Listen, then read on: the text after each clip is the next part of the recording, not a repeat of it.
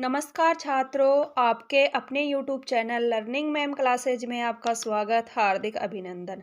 हम कक्षा 8 की new NCERT book Hindi Malhar को पढ़ रहे थे। पाठ नंबर 7 को अपन ने देख लिए, इनके कठिन शब्द भी देख लिए हैं, इनका भावार्थ भी समझ लिया है। था मत बांधो, जो एक महादेवी वर्मा की बहुत ही प्रेरणादायक कविता थी।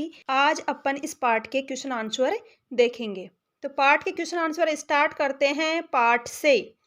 आइए अब हम इस कविता को थोड़ा और विस्तार से समझते हैं। नीचे दी गई गतिविधियां इस कार्य में आपकी सहायता करेंगी मेरी समझ से। तो क्या है इसका, निम्नलिखित प्रश्नों के उपयुक्त उत्तर के सम्मुख तारा यानी स्टार बनाइए। कुछ प्रश्नों के एक से अधिक उत्तर भी हो सकते हैं। पहला प्रश्न है इसमें, आप इनमें से कविता का मुख्य भाव किसे समझते हैं। पहला ऑप्शन है इसमें, सपने मात्र कल्पनाएं हैं, सपनों को भूल जाना चाहिए। सेकंड ऑप्शन है। थर्ड ऑप्शन है, सपनों की स्वतंत्रता बनी रहनी चाहिए। और फोर्थ ऑप्शन है, सपने देखना अच्छी बात है। तो हमारा जो राइट ऑप्शन होगा वो होगा 3 नंबर, सपनों की स्वतंत्रता बनी रहनी चाहिए। फिर दूसरा है, मत बांधो कविता किसकी स्वतंत्रता की बात करती है। तो इसमें भी अपन को 4 ऑप्शन दे रखे हैं। पहला है प्रेम की, सेकंड ऑप्शन है शिक्षा की, थर्ड ऑप्शन है सपनों की, और फोर्थ ऑप्शन है वो है अधिकारों की। तो हमारा जो राइट ऑप्शन है वो है सपनों की। मत बांधो कविता सपनों की स्वतंत्रता की प्रेरणा देती है। फिर 3 नंबर का प्रश्न है, इन सपनों के पंख न काटो पंक्ति में सपनों के पंख होने की कल्पना क्यों की गई है। इसमें 4 ऑप्शन है। पहला ऑप्शन है, सपने जीवन में कुछ नया करने की प्रेरणा देते हैं। सेकंड ऑप्शन है, सपने सफलता की ऊंचाइयों तक ले जाते हैं। थर्ड ऑप्शन है, सपने पंखों की तरह उड़ान भ्रमण करवाते हैं। और फोर्थ ऑप्शन है, सपने पंखों की तरह कोमल और अनेक प्रकार के होते हैं। तो हमारा जो इसमें राइट ऑप्शन है वो है, सपने जीवन में कुछ नया करने की प्रेरणा देते हैं। फिर 4 नंबर का प्रश्न है, स्वर्ग बनाने का फिर कोई शिल्प पंक्ति में स्वर्ग से आप क्या समझते हैं। तो ऑप्शन देखते हैं इसके। पहला ऑप्शन है, जहाँ किसी प्रकार का शारीरिक कष्ट न हो। सेकंड ऑप्शन है, जहां अतुलनीय धन संपत्ति हो। थर्ड ऑप्शन है, जहां परस्पर सहयोग एवं सद्भाव हो। और फोर्थ ऑप्शन है, जहां सभी प्राणी एक दूसरे के प्रति संवेदनशील हो। तो हमारे जो राइट ऑप्शन है वो है इसमें थर्ड, जहां परस्पर सहयोग एवं सद्भाव हो। और फोर्थ, जहां सभी प्राणी एक दूसरे के प्रति संवेदनशील हो। तो चौथे के दोनों ही ऑप्शन सही हैं, थर्ड और फोर्थ। 5 नंबर का प्रश्न है, यदि बीज धूल में गिर जाए तो क्या हो सकता है। तो ऑप्शन देखते हैं। फर्स्ट ऑप्शन है, वह बहुत तेजी से उड़ सकता है। सेकंड ऑप्शन है, वह और गहरा हो सकता है। थर्ड ऑप्शन है, उसकी उड़ान रुक सकती है। और फोर्थ ऑप्शन है, वह बढ़कर पौधा बन सकता है। तो हमारा जो राइट ऑप्शन है वो है इसमें फोर्थ, वह बढ़कर पौधा बन सकता है। फिर 6 नंबर का प्रश्न है, हो सकता है कि आपके समूह के साथियों ने अलग अलग उत्तर चुने हो। अपने मित्रों के साथ चर्चा कीजिए कि आपने ये उत्तर ही क्यों चुने। तो आपको आंसर में बताना है। उत्तर में लिखेंगे, हमने यही उत्तर इसलिए चुने क्योंकि कविता और जीवन के अनुसार यही बातें उचित हैं। ये सभी बातें हमें जीवन में ऊंचा उठना और आगे बढ़ना सिखाती हैं। फिर आगे के प्रश्न हैं, पंक्तियों पर चर्चा। कविता में से चुनकर कुछ पंक्तियां नीचे दी गई हैं, इन्हें ध्यानपूर्वक पढ़िए और इन पर विचार कीजिए। आपको इनका क्या अर्थ समझ में आया, अपने विचार अपने समूह में साझा कीजिए और लिखिए। तो आपको कुछ पंक्तियां दे रखी हैं, उन पंक्तियों का आपको अर्थ बताना है कि आपको ये पंक्तियां आपको समझ में आई हैं या नहीं आई हैं। क्या है इसमें, सौरभ उड़ जाता है नभ में फिर वह लौट कहाँ आता है। बीज धूलि में गिर जाता जो वह नभ में कब उड़ पाता है। तो आप इनका अर्थ बताएंगे। उत्तर में लिखेंगे कवयित्री कहती है कि सुगंध जब एक बार आसमान में उड़ जाती है तो वह आसमान में ही खो जाती है और फिर लौटकर नहीं आती।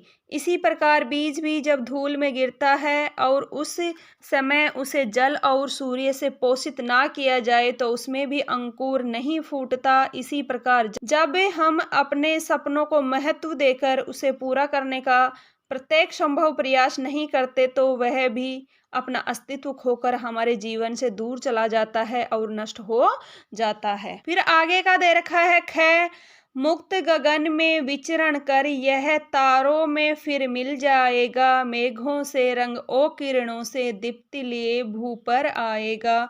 तो इनका देखते हैं उत्तर लिखेंगे जब हम अपने सपनों को पूरा करने का प्रयास करते हैं तो यह प्रत्येक तारे रूपी सहायक वस्तुओं के साथ मिलकर जीवन रूपी आसमान में स्वतंत्र उड़कर कामयाबी रूपी मेघों से मिलकर सुख रूपी किरणों के साथ बरसकर लाभ रूपी प्रकाश के साथ भूमि रूपी हमारे जीवन में उतरता है और दूसरों के लिए भी प्रेरणा बन सकता है। इसी कारण सपनों को स्वतंत्र उड़ने देना चाहिए। आगे का प्रश्न है फिर मिलकर करे मिलान।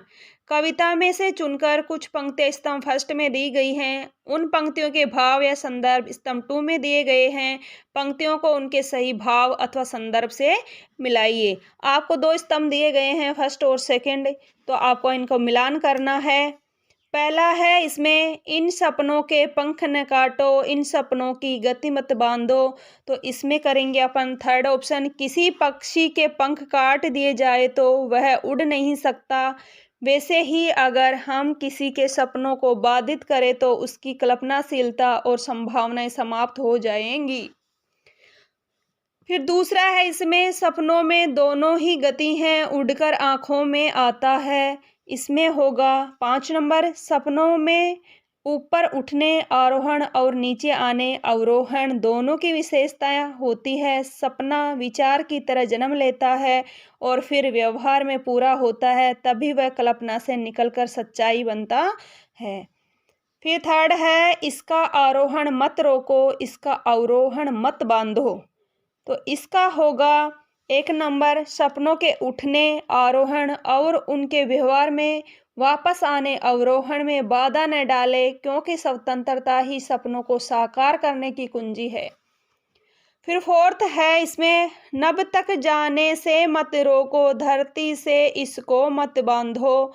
तो इसका होगा 2 नंबर, सपनों को ऊंचाइयों तक जाने से मत रोको, उन्हें धरती से बांधकर मत रखो। फिर 5 नंबर है स्वर्ग बनाने का फिर कोई शिल्प भूमि को सिखलाएगा, होगा 4th नंबर, रचनात्मक और स्वतंत्र विचार समाज को सुंदर समृद्ध और शांतिपूर्ण बना सकता है। फिर आगे के प्रश्न हैं सोच विचार के लिए। कविता को पुनः पढ़िए, पता लगाइए और लिखिए। तो इसमें आपको दे रखा है कि कविता में मत बांधो, पंख न काटो आदि संबोधन किसके लिए किए गए होंगे। तो आप उत्तर में लिखेंगे कि कविता में मत बांधो और पंख न काटो संबोधन सपनों के लिए किए गए हैं। कवयित्री कहती है कि हमें अपने सपनों को स्वतंत्र उड़ने देना चाहिए। फिर 6 नंबर का प्रश्न है कविता में सपनों की गति न बांधने की बात क्यों कही गई होगी।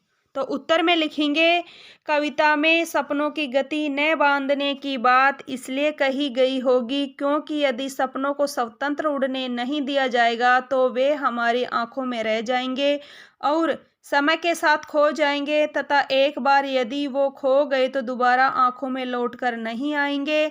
इसी कारण हमें अपने सपनों को पूरी गति से इच्छाओं और प्रयासों को स्वतंत्र आसमान में उड़ने देना चाहिए। फिर 11 नंबर का प्रश्न है कविता में सौरभ, बीज, धुआं, अग्नि जैसे उदाहरणों के माध्यम से सपनों को इनसे भिन्न बताते हुए उसे विशेष बताया गया है। आपकी दृष्टि में इन सब से अलग सपनों की और कौन सी विशेषताएं हो सकती हैं। तो आपको इनकी विशेषताएं और बतानी है कि और कौन कौन सी विशेषताएं हो सकती हैं। उत्तर लिखेंगे इसका सौरभ यानी आसमान में फैलकर खो जाता है। बीज का लिखेंगे धरती में पोषित होकर अंकुरित होता है। धुआं का लिखेंगे सदैव आसमान में मंडराता रहता है, अग्नि धरती पर जलकर प्रकाश देती है। इन सबसे भिन्न सपनों की बड़ी ही सुंदर विशेषता है और वो है सपने पूरे होकर जीवन को स्वर्ग के समान सुंदर बनाते हैं, साथ ही दूसरों के सपनों को भी पूरा होने हेतु प्रेरित करते हैं। फिर घ नंबर का प्रश्न है, कविता में आरोहण और अवरोहण दोनों के महत्व की बात की गई है। उदाहरण देकर बताइए कि आपने आरोहण और अवरोहण को कब कब सार्थक होते देखा है। उत्तर में लिखेंगे आरोहण और अवरोहण का अर्थ होता है कि किसी भी वस्तु का ऊपर उठना और नीचे गिरना। आरोहण ऊपर उठने का संकेत है तथा अवरोहण नीचे गिरने का। जीवन में हम सपने देखते हैं कि कक्षा में प्रथम आए, यदि इस सपने को पूरा करने हेतु हम निरंतर प्रयास करते हैं तो आरोहण की गति से इसे पूर्ण करने में सफल हो जाते हैं।